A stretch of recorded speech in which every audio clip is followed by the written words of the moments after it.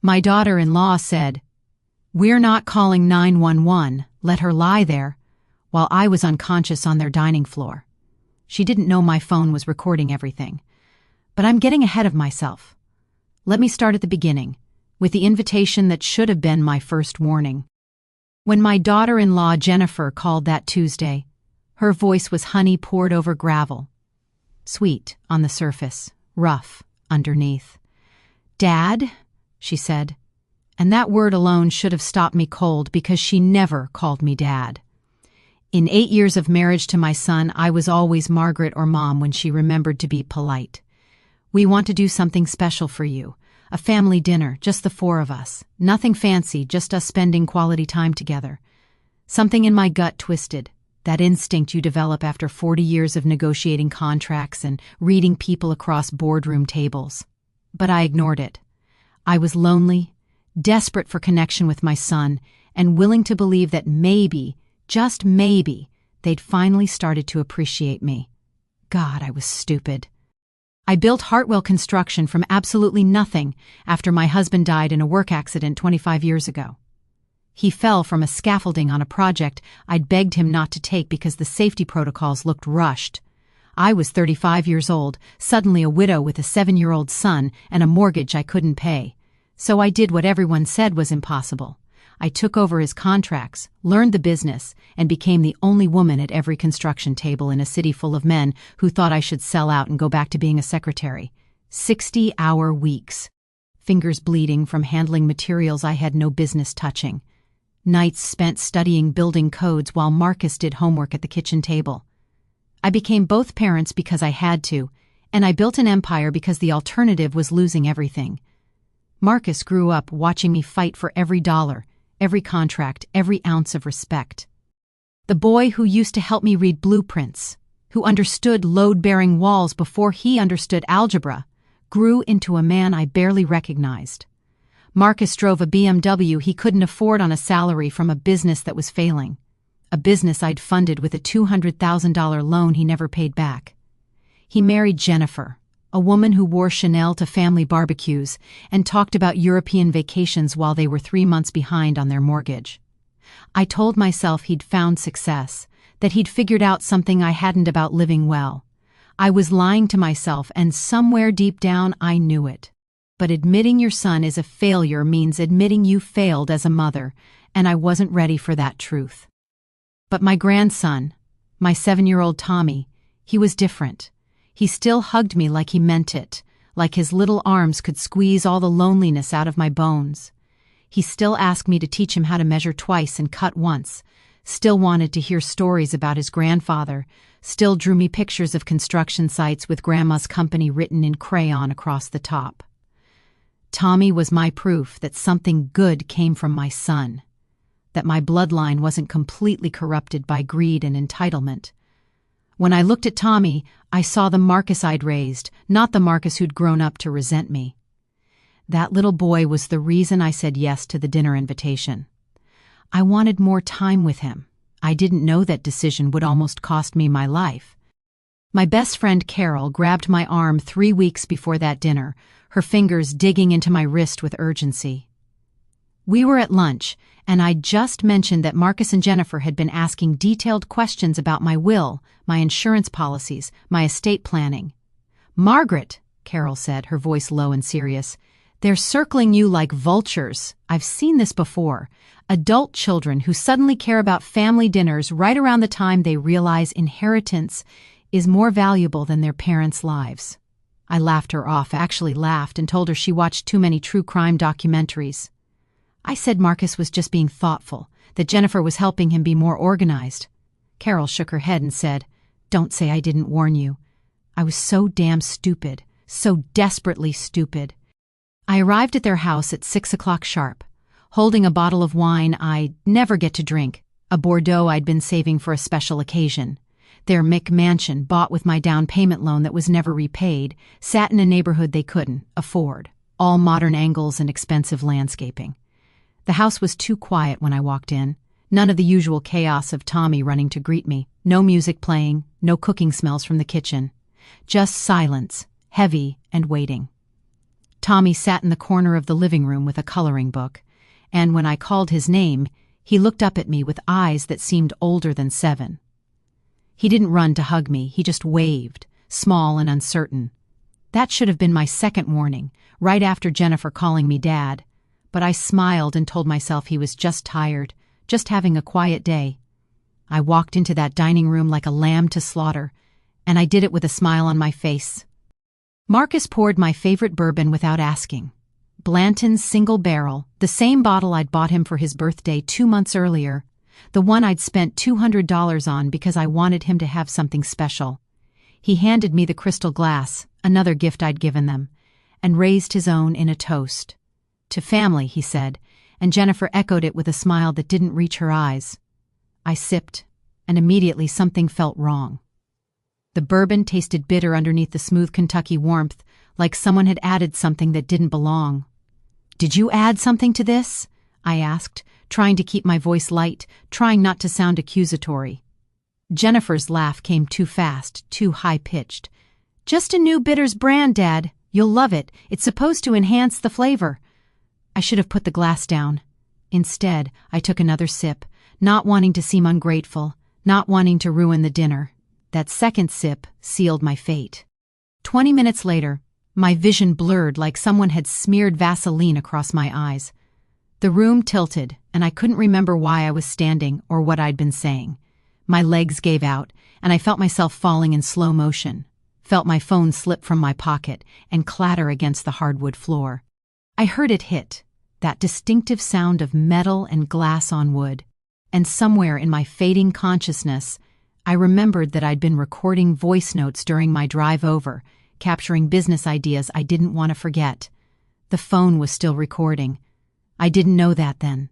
I didn't know Tommy was watching from the corner, frozen with fear. I didn't know that this moment would become evidence, that my habit of recording thoughts would become the thing that saved my life. I only knew I was dying, and my son was standing over me doing nothing. Through the darkness swallowing me whole, I heard Jennifer's voice, clear as a church bell on Sunday morning. "We're not calling 911. Let her lie there." Like I was already an object, already past tense, already erased.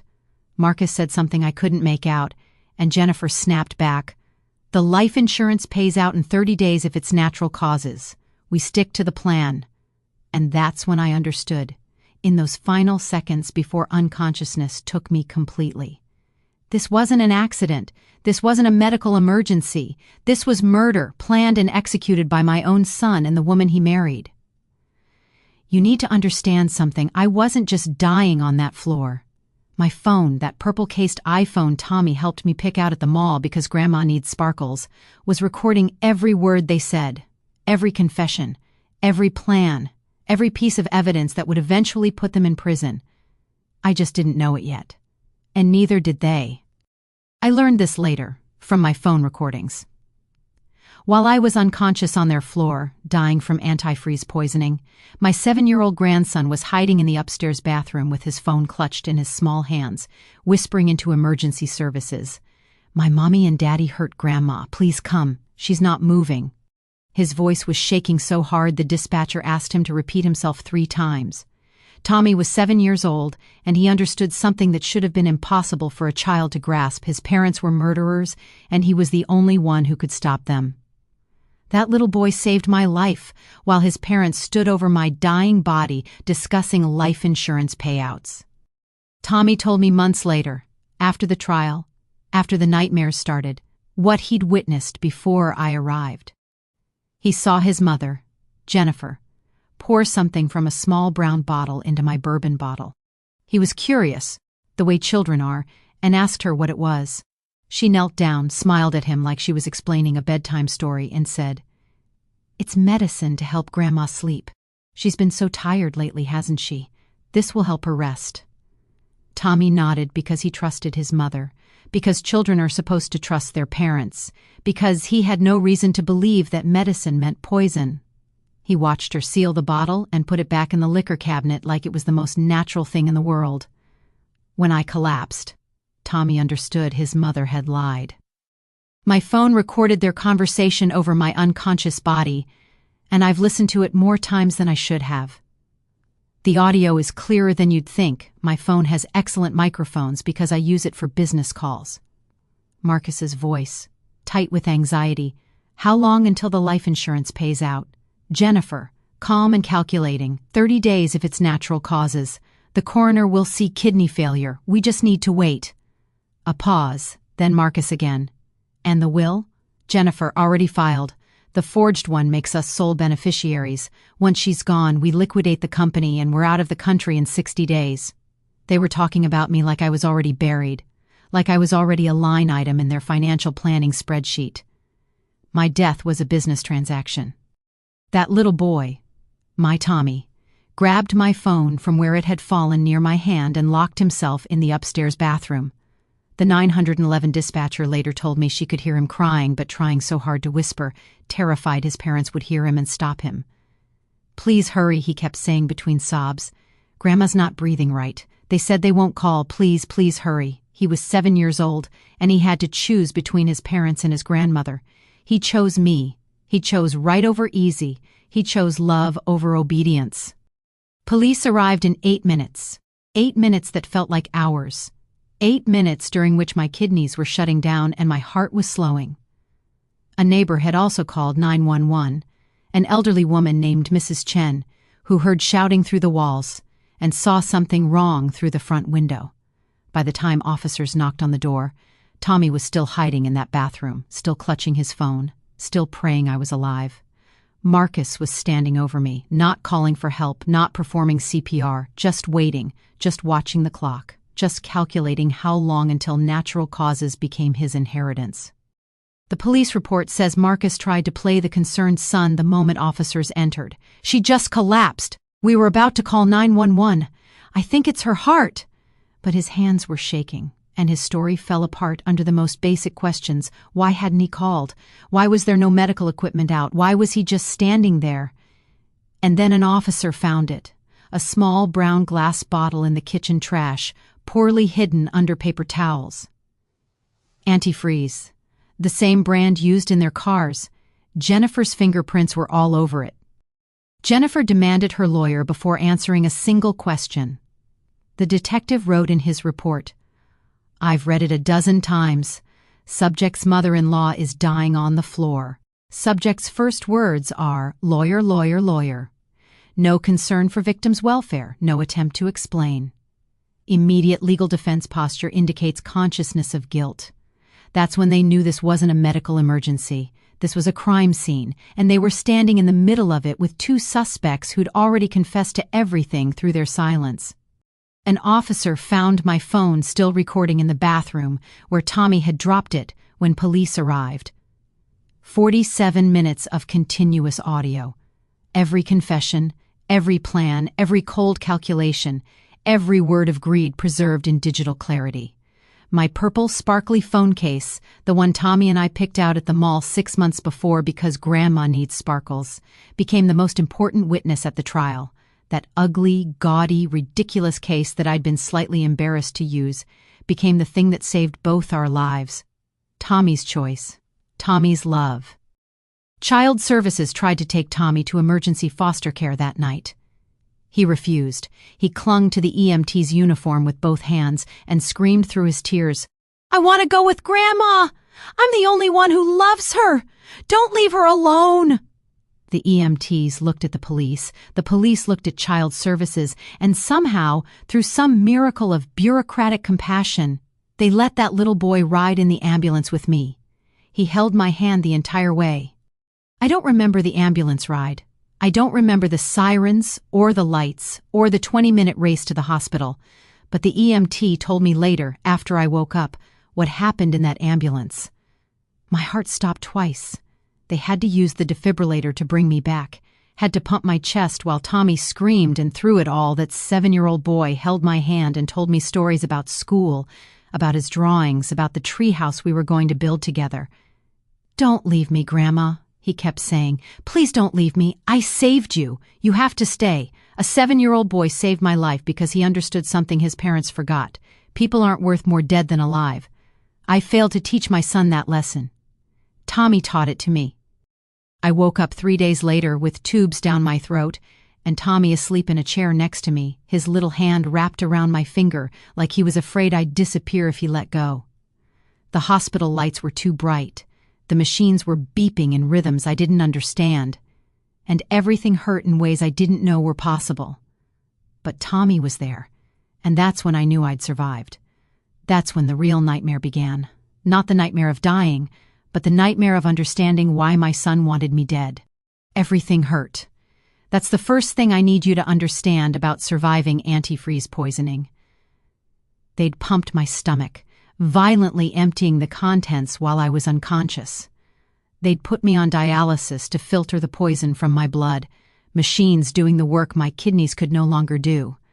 They'd intubated me when my kidneys started failing, shoving a tube down my throat to keep me breathing when my body wanted to give up. The doctor told me later, in that careful, neutral voice doctors use when they're telling you how close you came to dying, that 20 more minutes, and I would have been brain dead. 20 minutes between Tommy's 911 call and complete organ failure.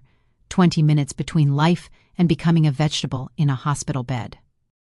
Detective Morrison sat at the foot of my bed, her face hard as concrete, her eyes the kind of gray that's seen too much and believed too little. "Mrs. Hartwell," she said, pulling out a recording device, "do you remember what happened?" My voice came out like gravel, raw from the intubation tube they'd only removed that morning.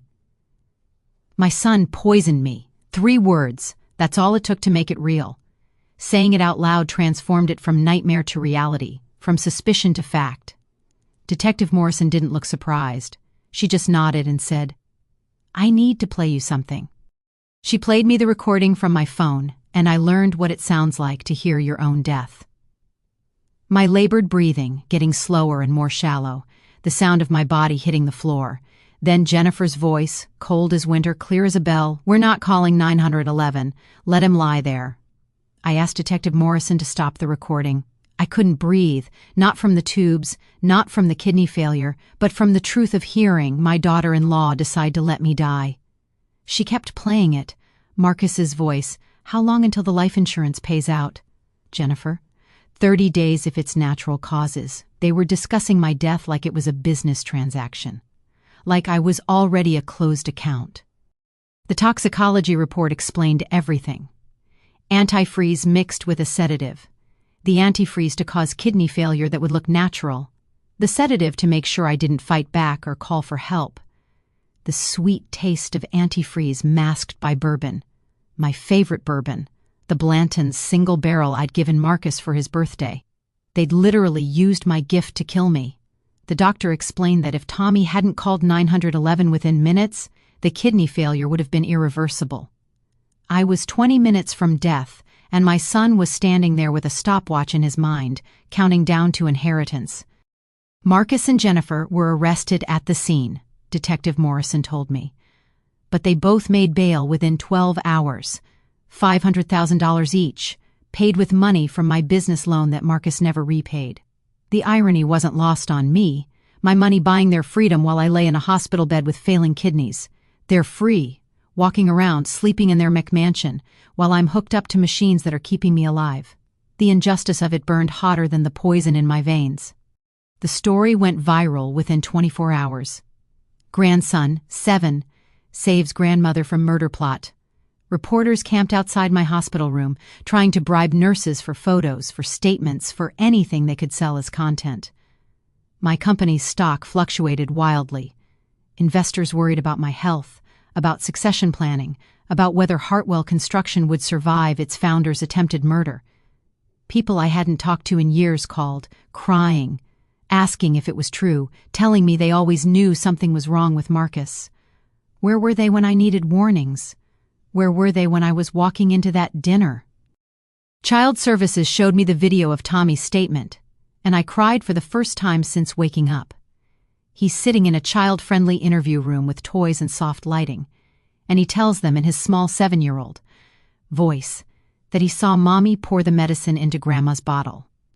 When the interviewer asks why he called 911, Tommy looks directly at the camera and says, "Grandma says we protect the people we love. I taught him that. I taught him that love means protection, that family means safety, that we show up for each other. He remembered. My son forgot, but my grandson remembered. My attorney visited with news that made the poison feel like mercy. There's a will dated 3 months ago, with my forged signature, leaving everything to Marcus and Jennifer. My charities get nothing. The trade school scholarships I'd planned, gone. Tommy's AE $2 million trust fund eliminated. They'd stolen my death before attempting it, rewritten my legacy before ending my life. The forged will gave them everything. My company, my properties, my investments, my life's work. 40 years of building, erased with a forged signature. Lying in that hospital bed, machines beeping my survival while my son walked free on my money, I made a vow. They wanted me dead for my empire. I'm going to make damn sure they get exactly what they deserve, nothing but a prison cell and the rest of their lives to regret trying to bury me. People ask me later how I found the strength to fight back. Here's the truth. I didn't have strength. I had rage. I built an empire from nothing after my husband died. I survived being the only woman in rooms full of men who wanted me to fail. I wasn't about to let my son's greed be the thing that finally broke me. The forged will wasn't just about money. It gave Marcus control of my company, the company I built over 40 years. Detective Morrison showed me the evidence, travel searches on his computer for one-way tickets to Brazil. No extradition. He was going to murder me, liquidate everything I'd built, and disappear with my life's work converted to cash. But he made one mistake. He forgot that the woman who built Hartwell Construction doesn't quit. Ever.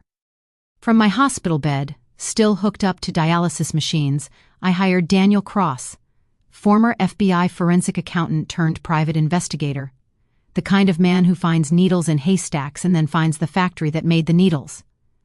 I told him over the phone, my voice still raw, find everything, every lie, every document, every dollar, I don't care what it costs. He smiled. I could hear it through the phone. Margaret, he said, people always leave footprints when money's involved. Your son left me a highway. Cross called me 72 hours later. His voice was carefully neutral, in that way professionals use when they're about to drop a bomb. Margaret, there are 4 life insurance policies in your name. Total value, $4.5 million. You didn't take these out, did you? My blood went cold despite the heated hospital blankets. I hadn't. I'd been insured and murdered without my knowledge, turned into a commodity worth more dead than alive.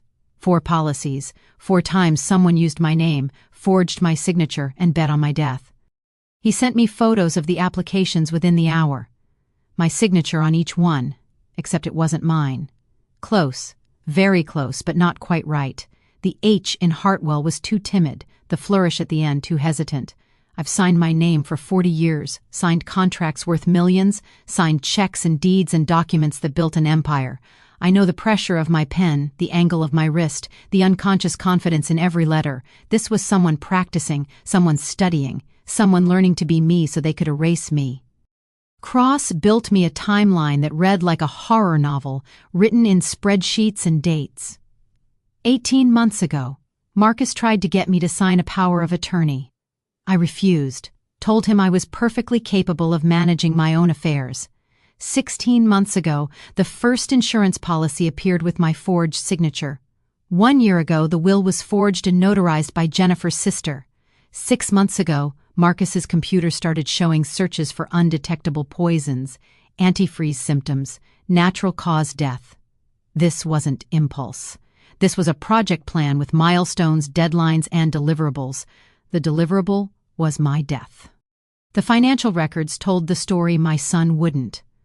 Marcus's business, that company I'd funded with a $200,000 loan he swore he'd repay, was bankrupt, revenue down 80%, creditors circling, bankruptcy filing imminent.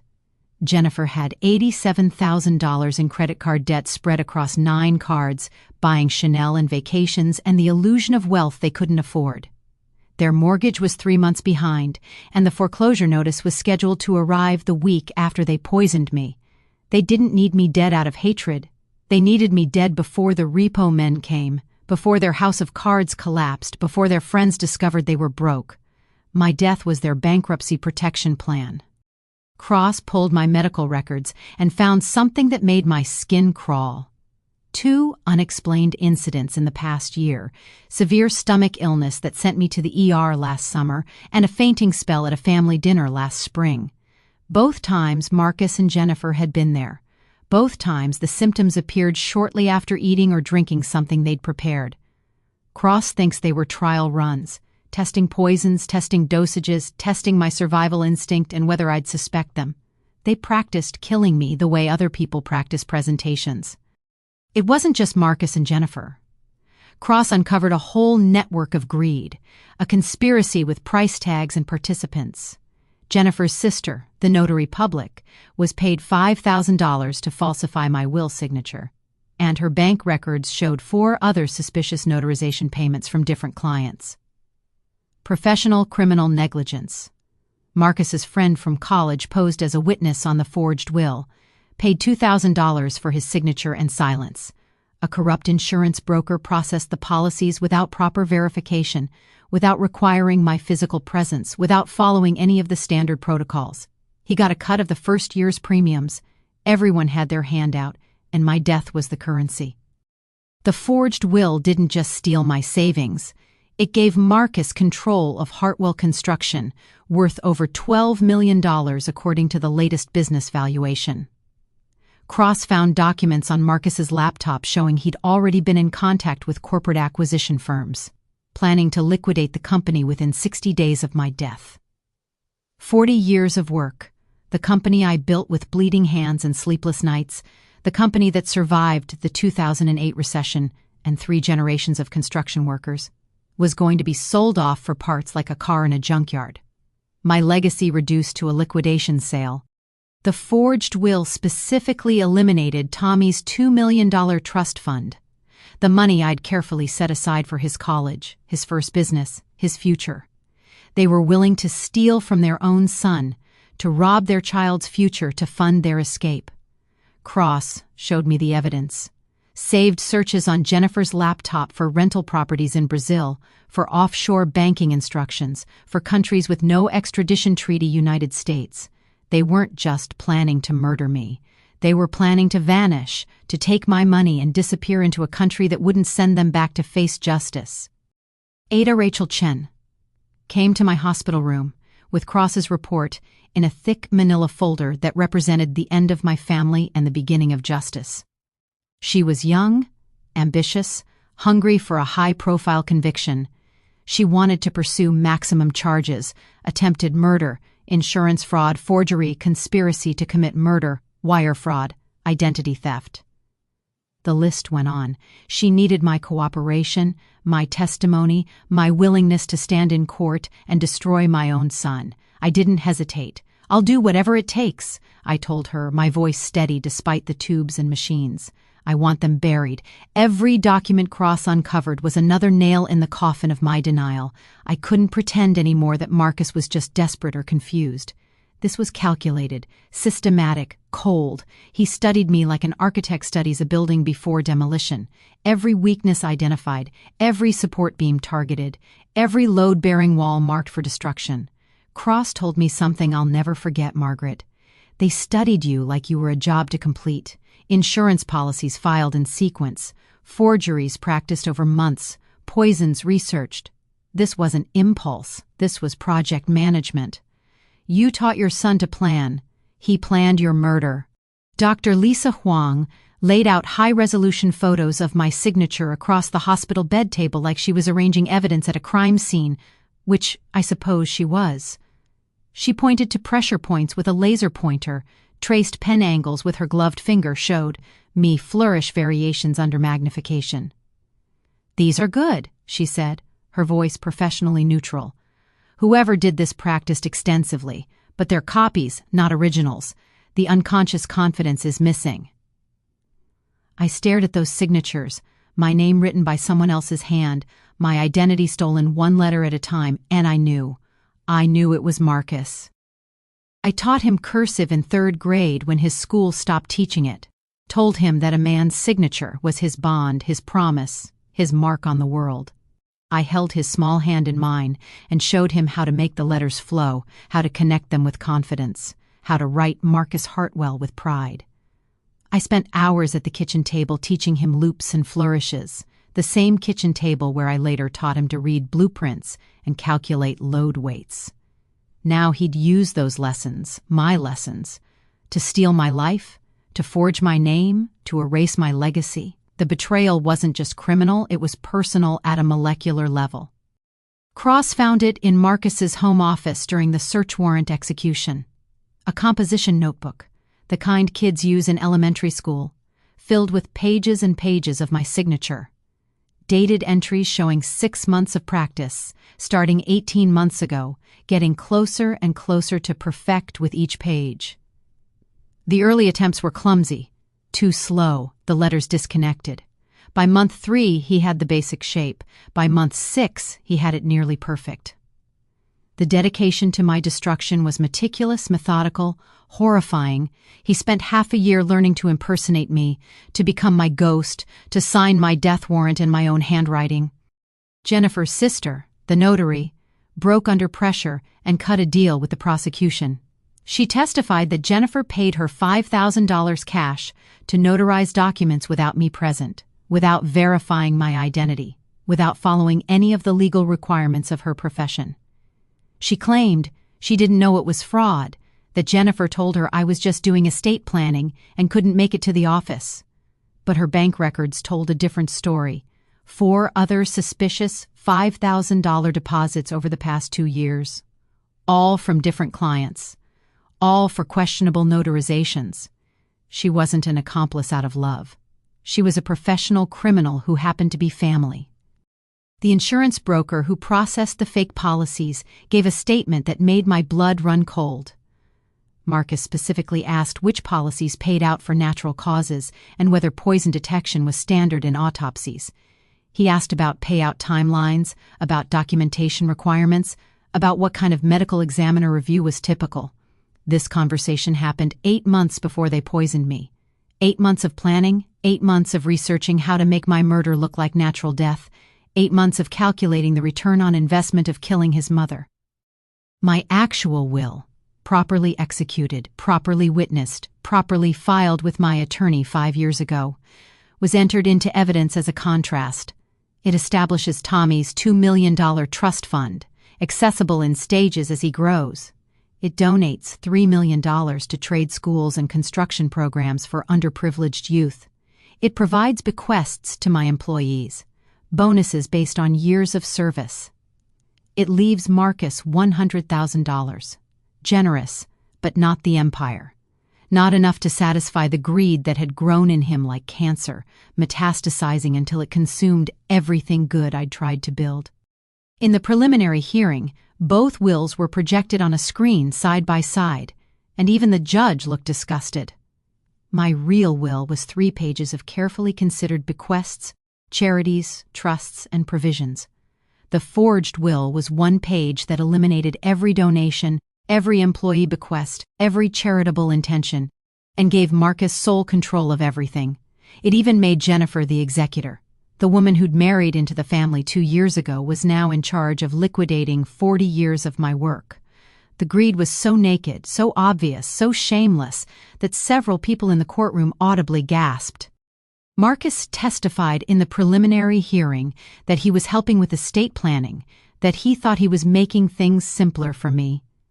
Under cross-examination from Ada Chen, he admitted he never asked about my wishes, never involved my actual attorney, never discussed any of this with me. "You just decided to rewrite your mother's will without telling her?" Chen asked. "I wanted to make things easier," Marcus mumbled. "Easier for whom?" Chen pressed. Marcus couldn't answer. His lawyer looked defeated, like he knew he was representing the indefensible. "I never underwent medical exams for those insurance policies. Never saw a doctor, never provided blood samples, never signed medical release forms. The examining physician listed on the applications was a physician's assistant named Dr. Robert Chen, who'd lost his license 3 years ago for falsifying medical records. He was introduced to Marcus by Jennifer's sister, paid $500 per fake examination, and created entirely fictional medical records showing I was in perfect health. Every layer of this conspiracy had a price tag, a participant, and a paper trail that Cross methodically uncovered. The judge asked me to provide a handwriting sample in court to demonstrate my actual signature for comparison. I stood, still weak from the poisoning, still unsteady on my feet, and walked to the document camera. I picked up the pen they provided and signed my name the way I've signed it for 40 years. Firm pressure, confident angle, the flourish on the heartwell that comes from muscle memory built over decades of contracts and checks and deeds. Then I looked directly at Marcus, sitting at the defense table with his head down, and said loud enough for everyone to hear, "That's how a real Hartwell signs." He couldn't meet my eyes. His lawyer put a hand on his shoulder to keep him from reacting. The jury took notes. Seeing my name in his handwriting broke something in me I didn't know could break. It wasn't just forgery. It was identity theft at the molecular level, a violation so intimate it felt like rape. He practiced being me so he could erase me. My own son became my ghost before I was dead, learning my patterns and my signatures and my confidence so he could steal everything those signatures represented. The practice notebook didn't just contain signatures. It had a timeline written in Marcus's handwriting. Step 1, get mom to trust Jay. Step 2, insurance policies. Step 3, will. Step 4, natural causes. Antifreeze? It was a murder manual in my son's own hand, dated 6 months before the poisoning, proof of premeditation as clear as a signed confession. I turned my hospital room into command central, and the nurses stopped complaining after the first week when they realized I wasn't going to rest until justice was designed, engineered, and built with the same precision I'd used to build skyscrapers. Ada Rachel Chen, Daniel Cross the investigator, my attorney David Morrison. We built the prosecution case while I was still on dialysis 3 times a week, while my kidneys slowly remembered how to function, while my body healed from the poison my son had fed me. On the wall, we taped a timeline of their conspiracy, 18 months of my son learning to murder me, documented in receipts and searches and forged signatures. 18 months of planning that I was going to dismantle in a courtroom.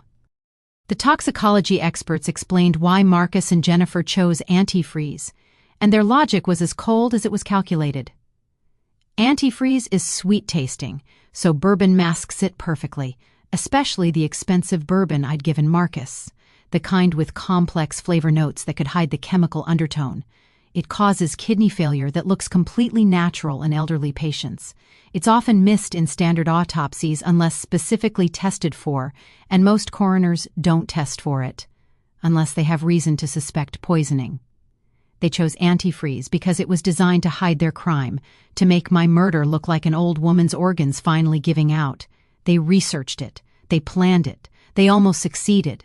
Cross traced antifreeze purchases to Jennifer's credit card. And this is where amateur criminals always fail. They try to be clever but forget the small details. 3 bottles purchased over 2 months from 3 different stores: AutoZone, Walmart, O'Reilly Auto Parts. Always paid for in cash to avoid a paper trail. But Jennifer used her store loyalty cards every single time to get the discount points. Classic amateur mistake. Security footage showed her at each checkout, smiling at the cashier, making small talk about winter preparation in July, buying my murder weapon with the casual ease of someone picking up laundry detergent.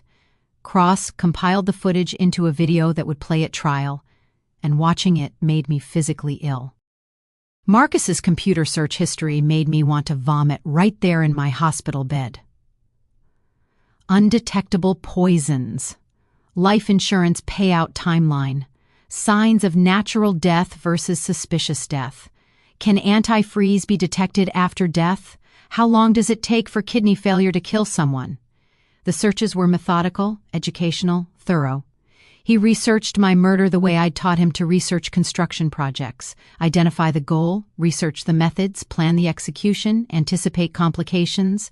His last search, 3 weeks before the dinner, was my death sentence typed into a Google search bar: antifreeze poisoning symptoms elderly.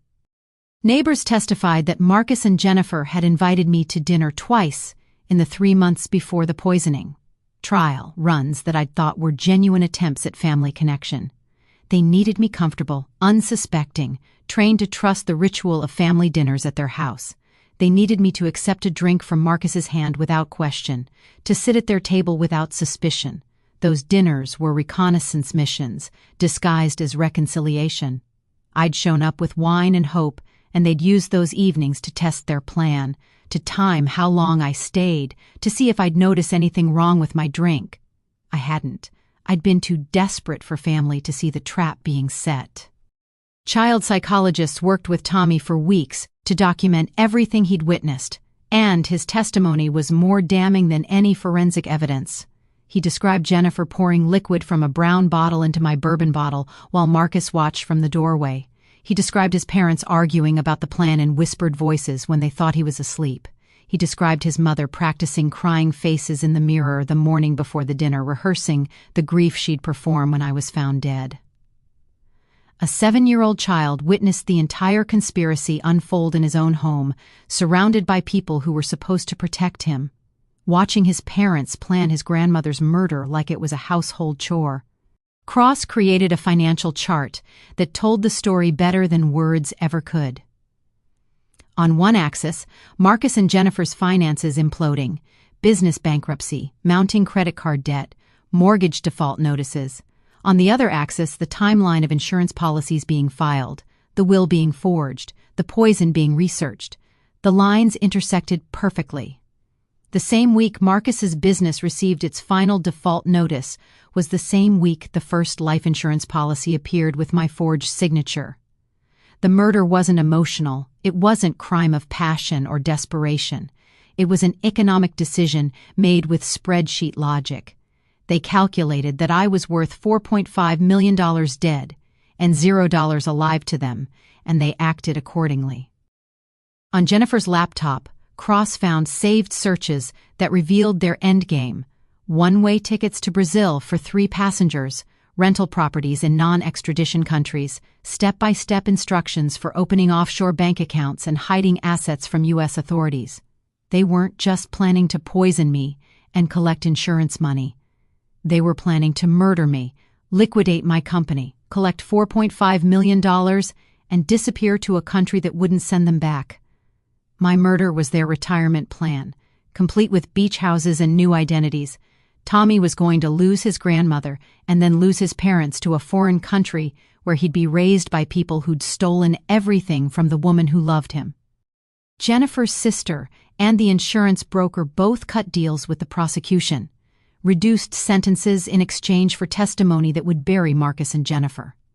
Each one added another layer of premeditation, another participant in my attempted murder, another person who'd been paid to help kill me. This wasn't a family tragedy or a desperate mistake. This was organized crime with a business plan and a budget. The prosecutor had conspirators willing to testify, forensic evidence, financial records, computer searches, and a recording of them confessing over my dying body. The case was airtight.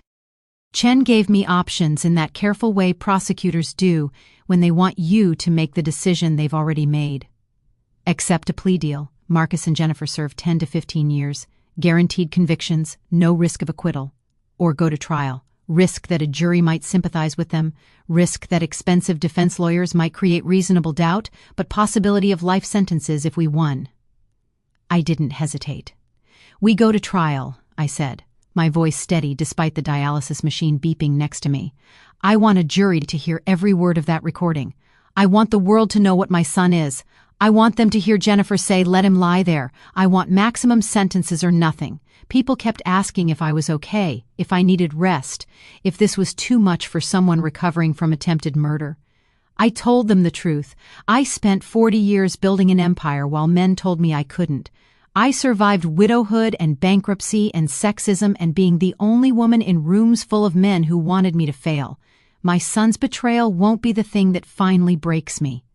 I'll break him first. I told Chen.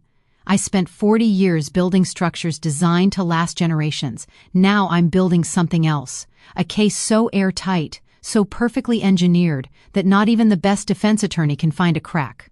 My son studied my business methods to plan my murder. Now he'll learn I'm better at them than he ever was.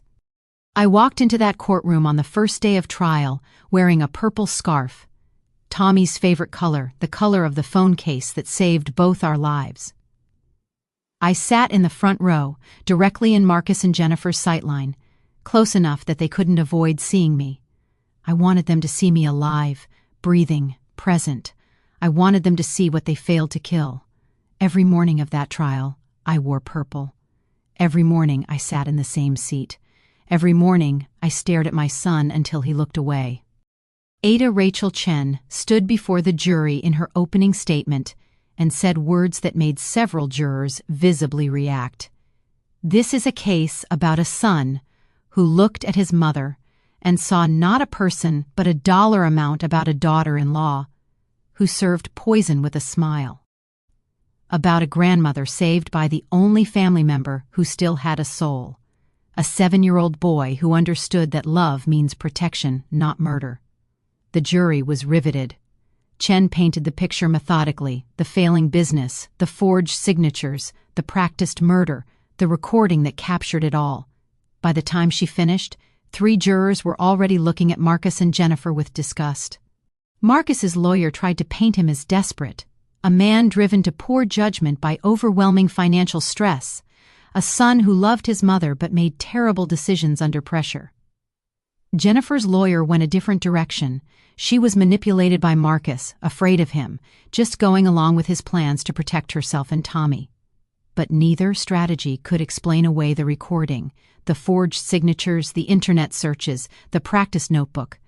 Neither strategy could make a jury forget that they'd let me die on their floor while discussing beach houses and life insurance payouts. The courtroom listened to my voice on that recording, and I watched it break them. My labored breathing, growing slower and more desperate, the sound of my body hitting the floor. Then Jennifer's voice, cold and clear as a bell, "We're not calling 911. Let him lie there." Marcus, anxious but agreeable, "How long until the life insurance pays out?" Jennifer, calm, 30 days if it's natural causes. I watched the jury's faces change from neutral to shocked to horrified. One woman in the back row actually put her hand over her mouth. The foreman's expression went from professional detachment to open disgust. You can't unhear someone discussing life insurance while their victim is dying at their feet. Tommy testified via video because of his age, in a closed courtroom with only essential personnel present.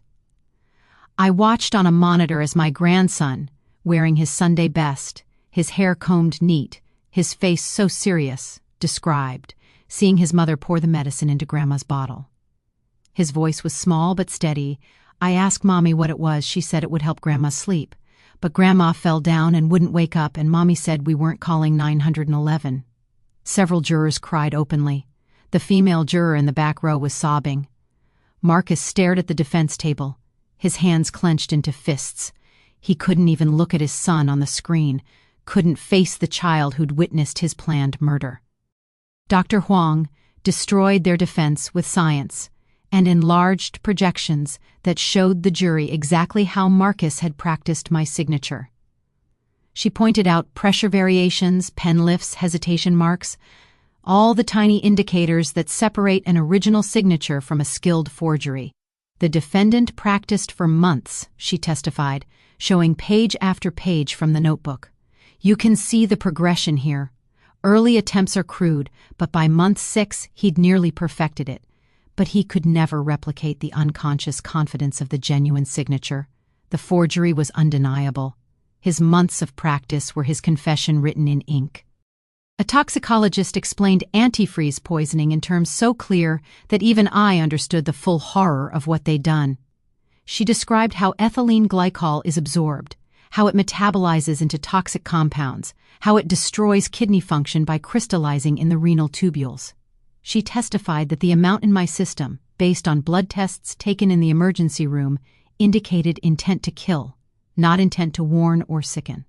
This was a lethal dose, she said flatly. If the victim hadn't received immediate medical intervention, she would have died within hours from complete kidney failure. Jennifer's sister took the stand and sobbed through her testimony. Real tears this time, guilt and fear making her authentic. Jennifer told me Mom was just doing estate planning, she cried. She paid me $5,000 cash. I knew something was wrong. I knew I shouldn't notarize without the person present, but I needed the money. My husband had lost his job. We were behind on bills. I told myself it was okay, that it was just paperwork. Her breakdown was genuine and damning. She'd sold me out for $5,000, and now she was crying because she understood she'd helped plan a murder. Marcus took the stand against every piece of legal advice his attorney had given him, and I knew why. He still thought he could charm his way out of this, still thought his explanation would make sense to a jury of strangers. He tried to claim he was just helping with estate planning, that he thought he was making things easier for me in case something happened. But Chen destroyed him in cross-examination. You practiced her signature for 6 months. You searched for undetectable poisons on your computer. You called her doctor asking about kidney failure. You watched your mother collapse from poison you fed her, and you did nothing. You stood there discussing life insurance while she was dying. You call this helping? Marcus broke down on the stand, and for a moment I thought I saw genuine remorse. His voice cracked. I didn't think I could go through with it. But Jennifer kept saying we'd lose everything, the house, the cars, everything we'd built. She said Mom had too much money and we had nothing. She said Mom would never share, never help us, that the only way we'd ever get what we deserved was— He stopped, realizing what he'd said. I just wanted her to share, he finished weakly. He'd just confessed to attempted murder on the stand, admitted the motive, admitted the planning, admitted he'd done it for money. His lawyer's face went white. Sitting there watching my son confess, I felt like I was dying all over again. Not from poison this time, but from grief. The jury saw a murderer who just convicted himself with his own words. I saw the baby I'd rocked to sleep, the toddler who'd cried when I left for work, the boy who'd helped me read blueprints, the man who chose his mother's money over her life. Both truths existed in the same moment, and the cognitive dissonance was unbearable. Jennifer's lawyer made one last desperate attempt, trying to paint me as a controlling mother who'd hoarded wealth from her struggling son. Chen pulled out bank records I'd provided, $500,000 given to Marcus over 5 years. Business loan, $200,000, never repaid. House down payment, $150,000, never repaid. Car loans, $75,000. Wedding costs, $50,000. Emergency funds, $25,000. Every dollar documented, every transfer recorded, every loan that became a gift when Marcus never paid it back. Mrs. Hartwell didn't withhold support from her son, Chen said, her voice sharp. She funded his entire adult life. He repaid her by trying to murder her for more. The jury's sympathy evaporated instantly. I hadn't withheld anything. I'd funded my own assassination, one generous transfer at a time. Jennifer took the stand with a completely different strategy than Marcus, and I had to admit she was a better performer. She was the real victim, she claimed, manipulated by Marcus, afraid of his temper, pressured into going along with plans she didn't want to execute. She cried on cue, perfect tears rolling down her cheeks at exactly the right moments. She claimed Marcus was abusive, controlling, that she'd feared for her safety and Tommy's if she didn't cooperate. She painted herself as powerless, trapped, just trying to survive. I almost believed her. For about 30 seconds, watching those practiced tears, I almost believed her. Almost. Then Ada Chen produced text messages between Jennifer and her sister, and Jennifer's entire defense disintegrated in real time. The texts were sent while I was unconscious on their floor, while my kidneys were failing, while my grandson was hiding in the bathroom calling 911. Jennifer to her sister, "It's happening. The bitch is finally going down." Her sister, "Are you sure this will work?" "Jennifer, trust me. Beach house, here we come." The emoji destroyed her defense more effectively than any cross-examination could. There was joy in those texts, excitement, anticipation, celebration of my impending death packaged in a tropical cocktail emoji. The jury looked at her with revulsion. Under cross-examination, Jennifer's mask slipped completely. Chen asked her directly, "Why didn't you call 911 when Mrs. Hartwell collapsed?" Jennifer hesitated, and I could see her calculating which lie would work best. Then something in her snapped. Maybe the stress of maintaining the victim act, maybe the arrogance of thinking she could still win. She was old, Jennifer said, her voice losing the trembling victim quality. She'd had her life. She'd had decades to enjoy her money. We deserved our chance. We deserved...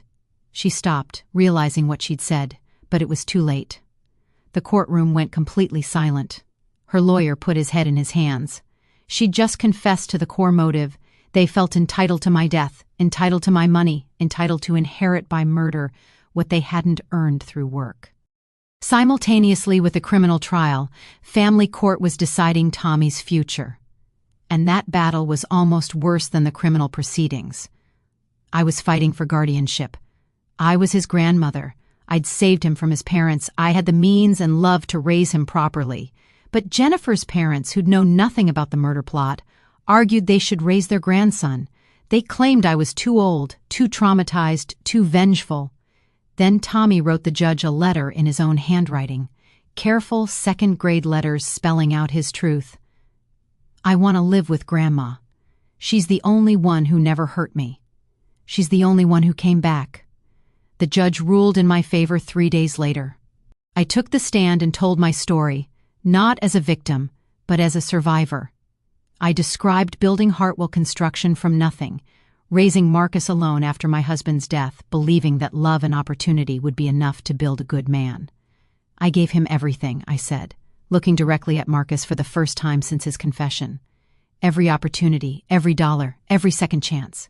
He wanted more than everything. He wanted me dead for it. He wanted to inherit 40 years of my work without doing 40 days of honest labor. Marcus looked away. He couldn't hold my gaze. Marcus's lawyer tried to paint me as cold for prosecuting my own son, as if maternal love should extend to forgiving attempted murder. "Don't you love him?" the lawyer demanded, his voice dripping with accusation. I looked at Marcus, really looked at him, and saw a stranger wearing my son's face. Then I looked back at the lawyer and said clearly enough for every juror to hear, "I love who I thought he was. I love the child I raised, the boy who helped me at construction sites, the son I believed I'd built. That person died long before I almost did.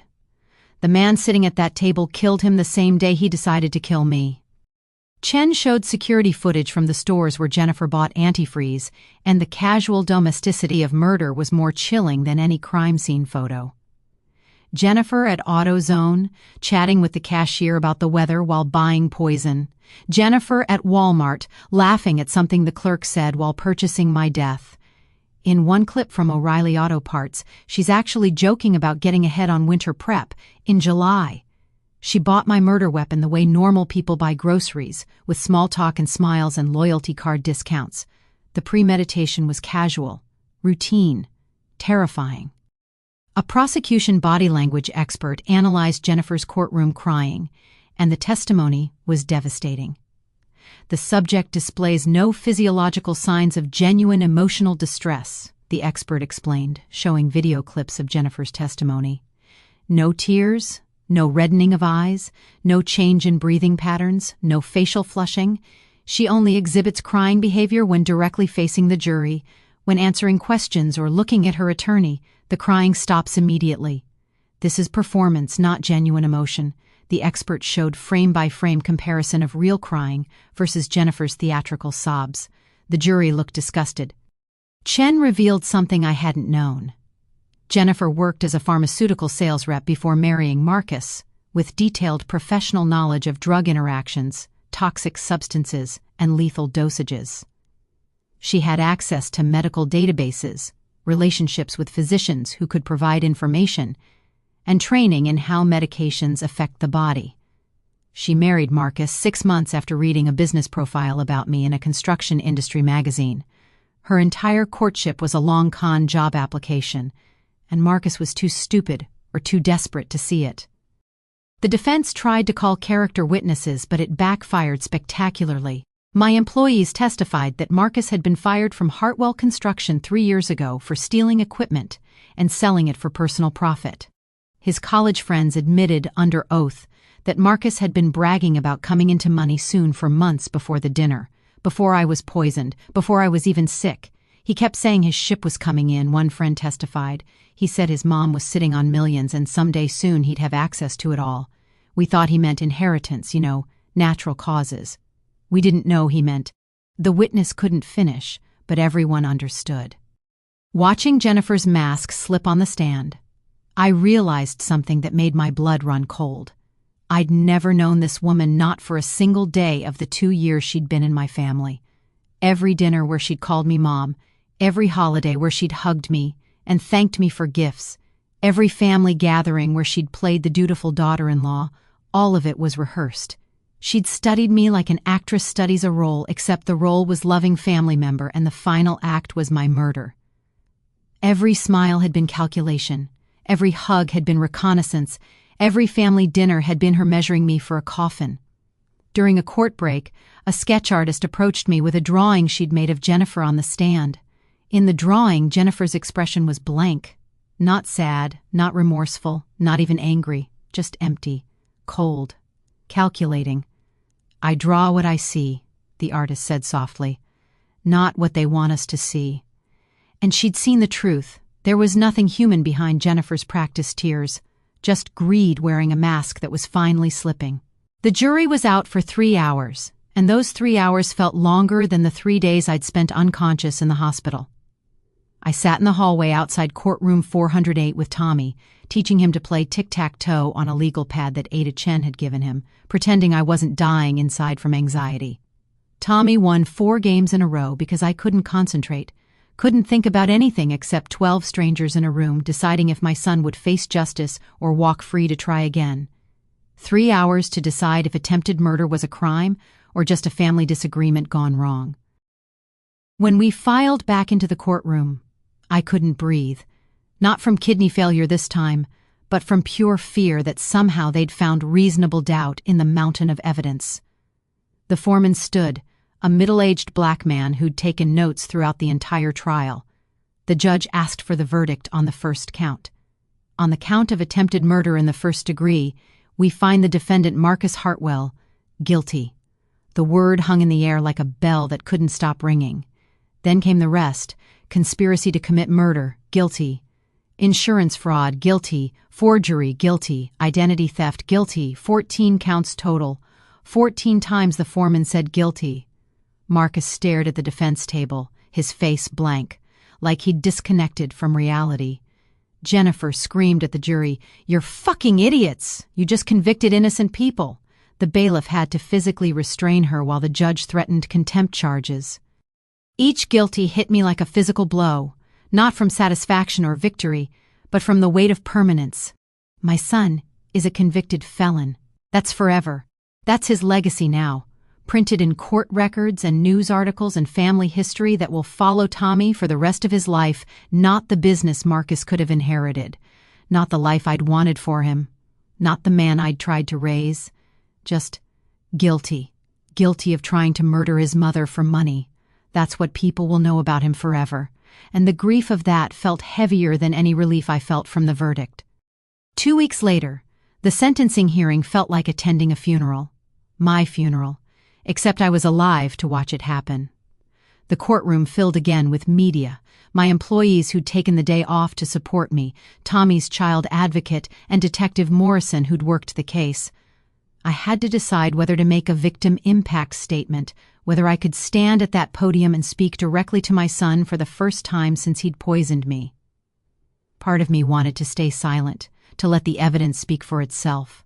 But another part, the part that had built an empire from nothing, knew I had to speak. I had to tell him what he'd destroyed. Marcus's attorney made one final plea for leniency, begging the judge to consider that Marcus had no prior criminal record, that financial stress had driven him to poor judgment, that he'd made terrible choices but no one had actually died. Attempted murder is still murder, the attorney argued weakly, just with better EMTs and a grandmother with stronger kidneys than anticipated.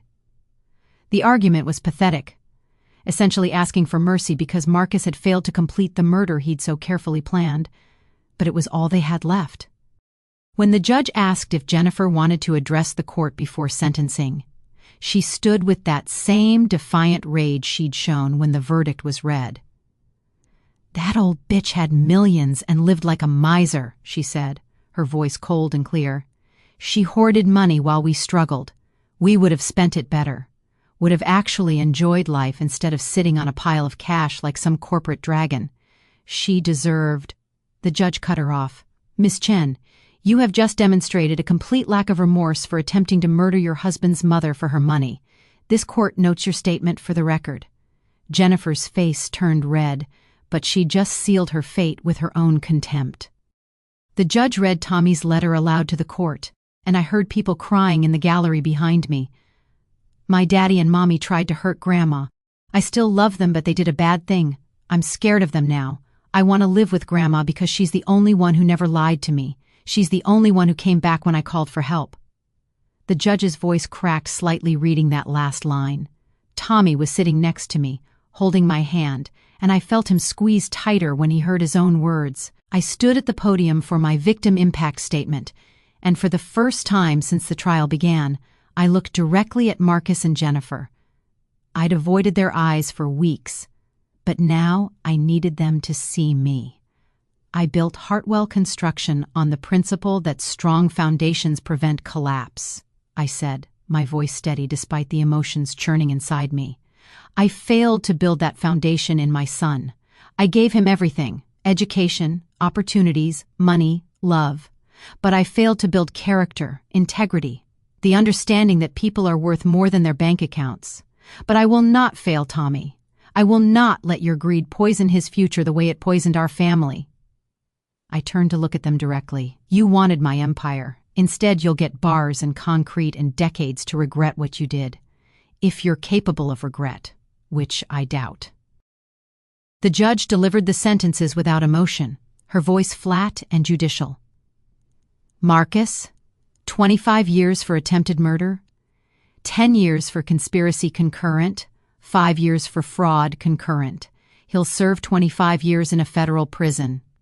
Jennifer, 30 years for attempted murder as the primary actor and mastermind, 10 years for conspiracy concurrent, 5 years for fraud concurrent. She'll serve 30 years. No possibility of parole for the first 15 years for either of them. They'll be old when they're released, if they're released. I'll likely be dead. Tommy will be 32, maybe married, maybe with children of his own who'll never know their grandfather, and step-grandmother as anything but prisoners. I did the math in my head while the judge spoke. Marcus will be 67 when he's eligible for parole. Jennifer will be 62. I'll be 95 if I live that long. Tommy will have lived the majority of his life without his parents, will have been raised by me, will have built his own life and family from the ashes of theirs. One dinner party destroyed 3 generations in different ways. Me through attempted murder, Tommy through losing his parents, and the children Tommy might have who'll grow up knowing their grandparents tried to kill their great-grandmother for money. When the judge said guilty, I'd expected to feel victorious, vindicated, satisfied that justice had been served. Instead, I felt empty, hollow. This wasn't justice, it was damage control. Real justice would be a son who never looked at his mother and saw a dollar amount. Real justice would be a family that stayed whole, a future where Tommy still had parents who loved him more than money. But that future died on their kitchen floor the night they poisoned my bourbon. After the sentencing, I went home alone. Tommy was with his therapist, and I poured myself a drink. Same bourbon, different glass.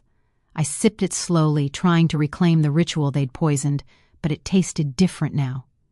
Not because the bourbon had changed, but because I had. Some things can't be unpoisoned, can't be restored to what they were before. As they led Marcus away in handcuffs, he looked at me one final time. Not with remorse or apology or the grief a son should feel. His eyes were calculating, cold, measuring. That look said everything. I'm sorry I got caught.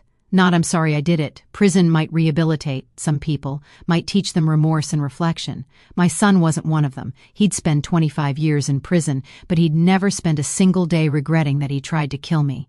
He'd only regret that he failed. It's been 3 months since the sentencing, and I'm sitting in my attorney's office rewriting my will for the 3rd time in my life. The first time was when my husband died, leaving everything to Marcus and me.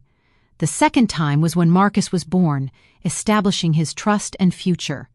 Now I'm rewriting it again because Marcus is dead to me in every way that matters except biologically.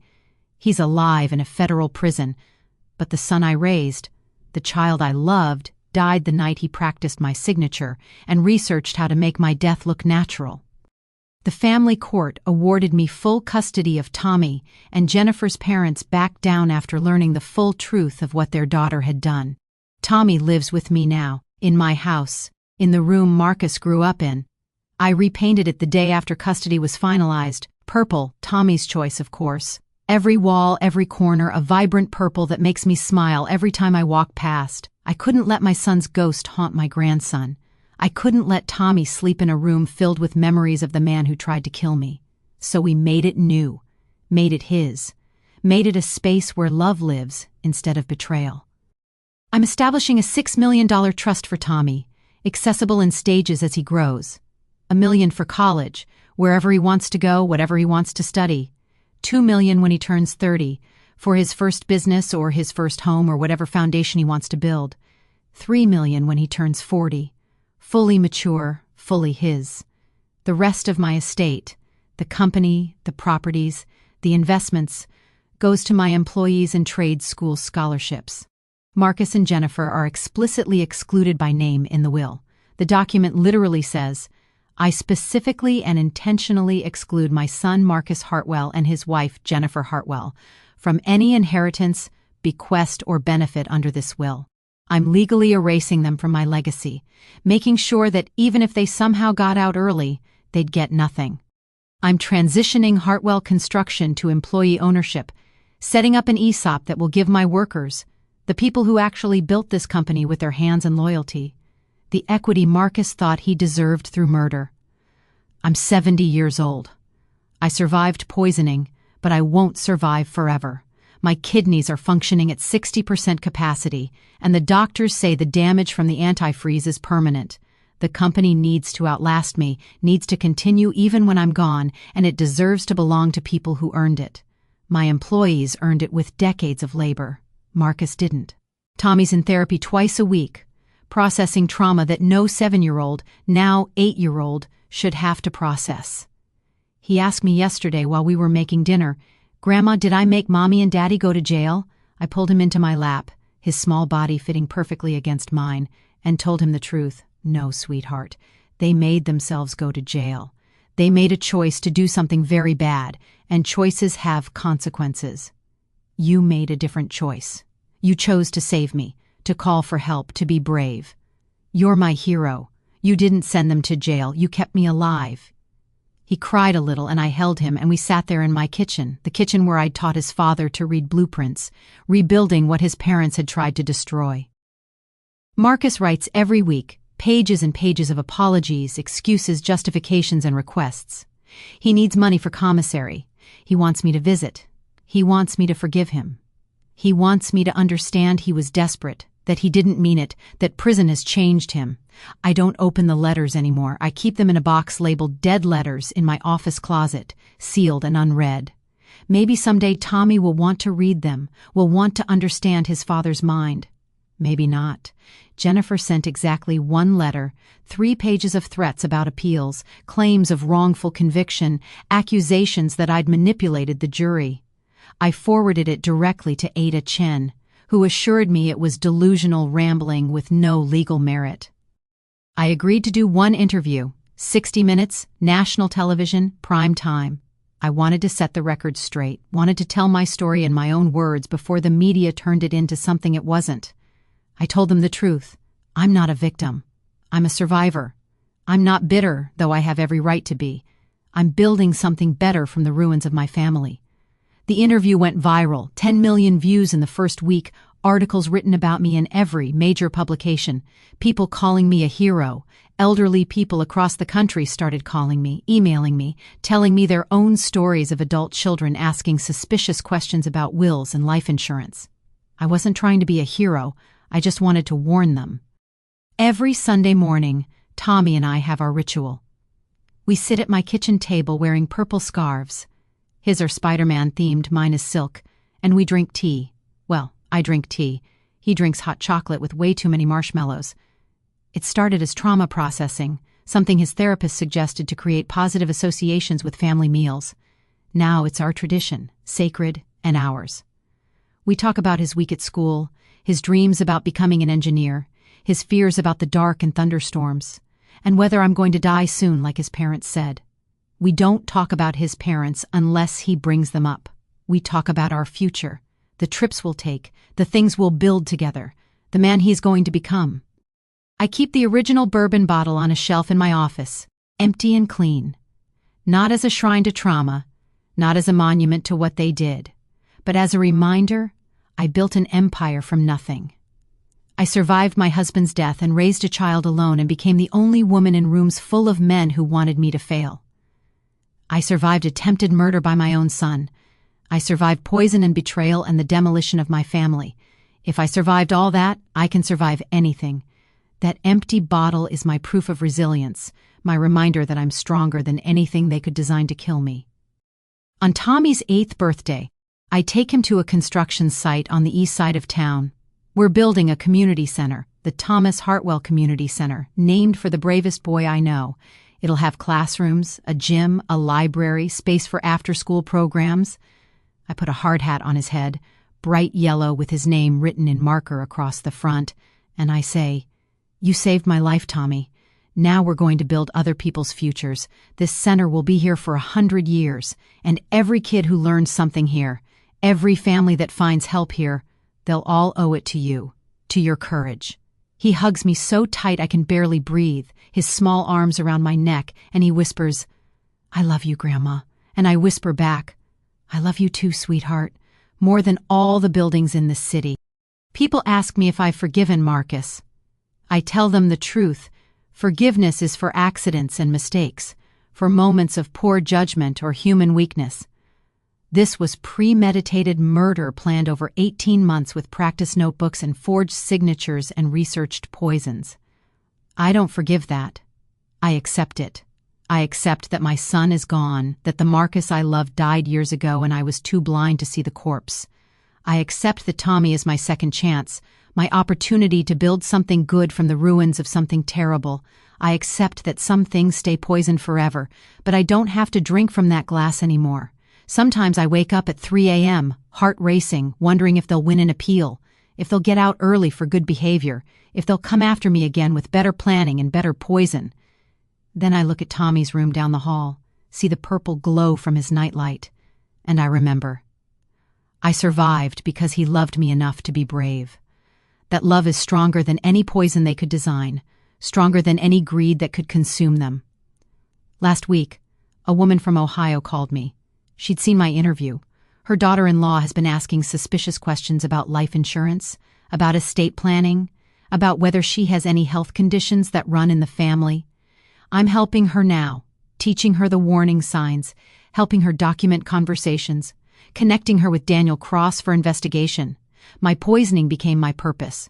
I'm saving people Marcus and Jennifer didn't get to kill, protecting families they didn't get to destroy. They say blood is thicker than water, but the full quote is, "The blood of the covenant is thicker than the water of the womb." Tommy chose me when his parents chose murder. That choice rewrote everything I thought I knew about family. Love isn't biological.